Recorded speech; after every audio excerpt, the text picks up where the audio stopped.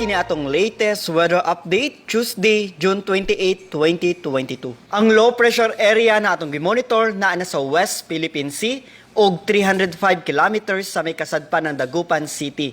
Padayon kini nag-irog palayo sa atong nasod og estimated na mogawas sa atong Philippine Area of Responsibility sa Wednesday or Thursday. Samtang habagat or southwest monsoon ang nakaapekto sa may kasadpang bahin sa Visayas ug sa Mindanao.